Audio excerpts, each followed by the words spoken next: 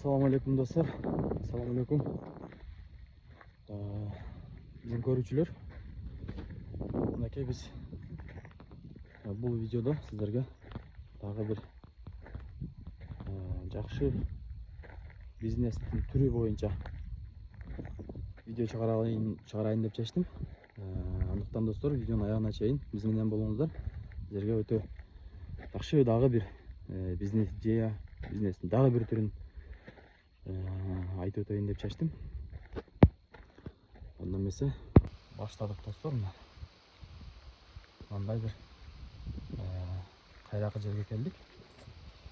Мына достор, бул эмне деп атсаңыздар, бул чайыр. Мунун жашы уже 3 жыл болуп калды. 3кө толуп калды. Арасында 2 жылдыктар бар, арасында 1 жылдыктар дагы бар.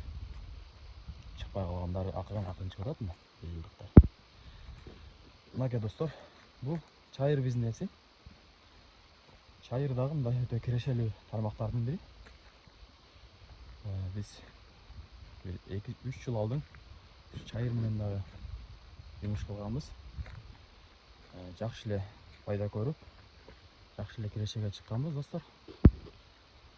Бирок биз тиги тоолордун арасындагы табияттын чайырлары менен иш кылганбыз да. Ошолордун ширесинде иштегенбиз. Буюрса мынакей өзүбүз дыйканчылык кылып, өзүбүз мээнет кылып, мынтип какыраган талааларга мынтип айдатып, эгип, буюрса эми ушундай эгиз жерлерде чайырдын ширесин алабыз.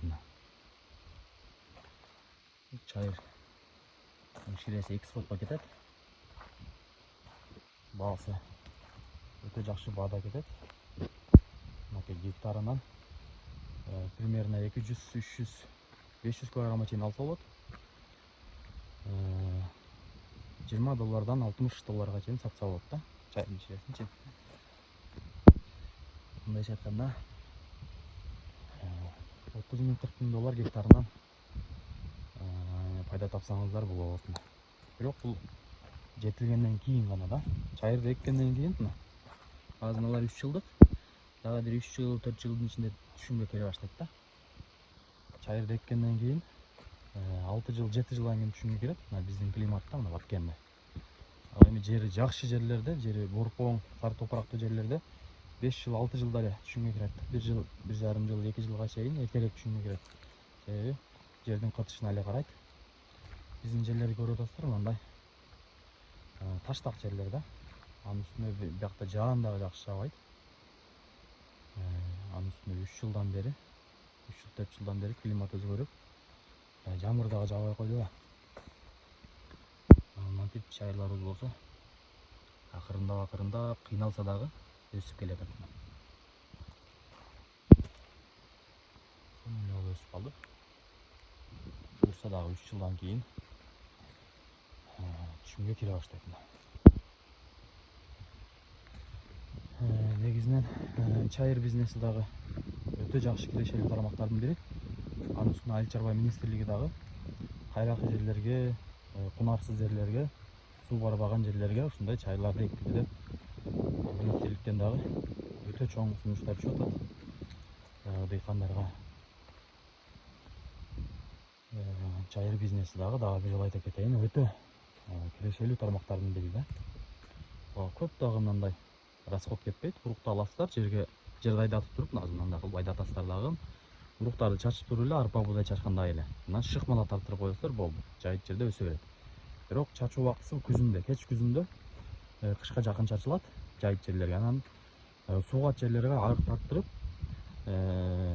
эрте жазында эксеңиздер боло берет. Ручной ошо арыктын четине жана жүгөрү тиккендей эле колдор ушуна тигип жатасыздар да. Анан суу коюп уруктарды чыгарып аласыздар.